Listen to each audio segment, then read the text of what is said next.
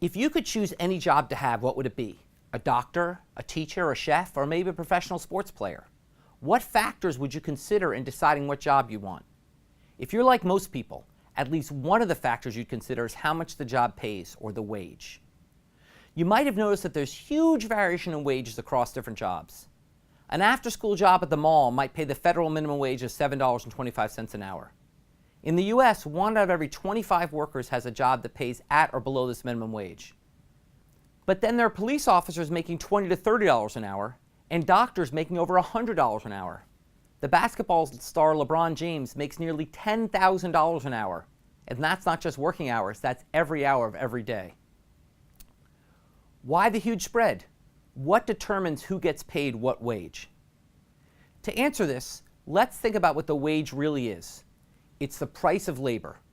And like any other price, it gets determined in a supply and demand framework. Just like in supply and demand graphs for a good, in this graph the horizontal axis shows quantity, which in the case of labor is the number of hours of work, and the vertical axis shows price, which in this case is the hourly wage. And just as with goods, with labor we have an upward sloping supply curve and a downward sloping demand curve. The equilibrium quantity of labor and the wage are determined by where supply equals demand. But wait a second. What exactly are supply and demand in the case of labor? Well, things may seem a bit backwards at this point. We're used to people demanding goods and firms supplying them. But now firms are the ones demanding labor and people are the suppliers. The labor supply curve represents the willingness of workers to supply hours to the labor market as the wage rises. There may not be many people willing to work down here for $5 an hour, but if the wage jumps to $40 an hour, there'll be a lot more people willing to work for that pay. As the wage rises, so too does the supply of labor. The supply curve is upward sloping. The labor demand curve represents the willingness of the firm to pay for an hour of labor.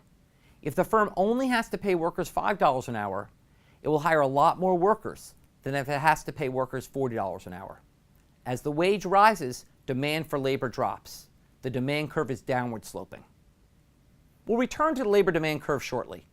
For now, let's look at supply.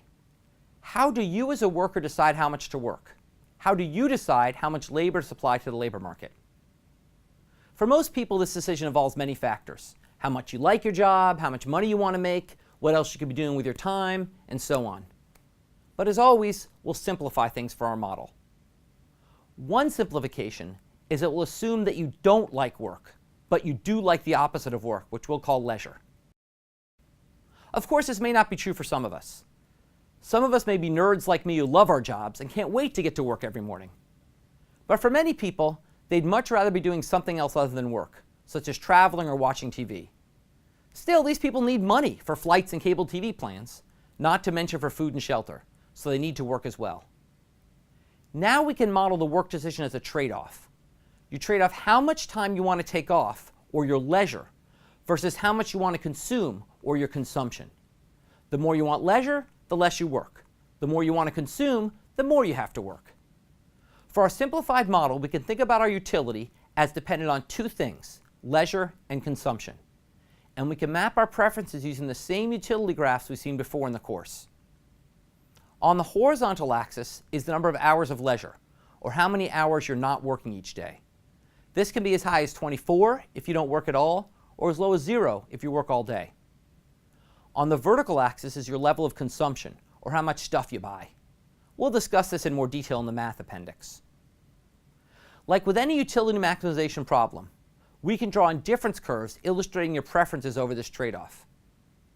So imagine that you're indifferent between consuming $200 worth of stuff while taking 10 hours of leisure, or working 14 hours, and consuming $50 worth of stuff while taking 20 hours of leisure, or working only 4 hours.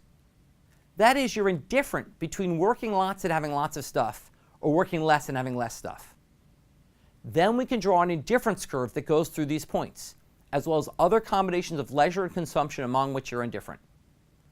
As with previous indifference curves we've seen, this one slopes downwards because more is better.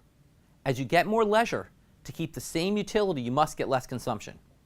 If you're getting more leisure and the same or more consumption, your utility would rise. You'd no longer be indifferent. And as with previous indifference curve, this one bows out.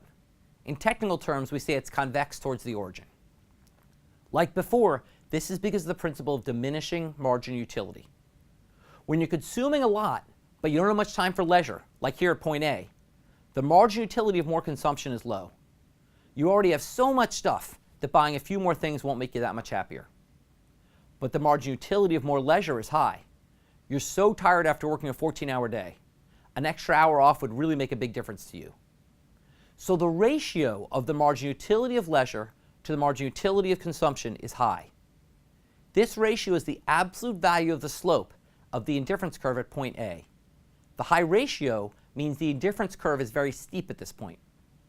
On the other hand, at point B, your consumption is low, and buying just a little bit more can make a big difference for your happiness.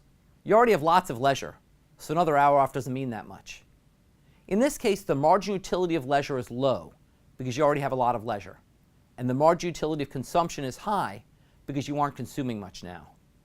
Thus, the ratio of marginal utility of leisure to marginal utility of consumption is low, so the indifference curve is flatter here. As we've seen with previous decisions, the decision of how much to work follows the principle of diminishing marginal utility. The more you have of something, the smaller the increase in your utility from getting a bit more of it.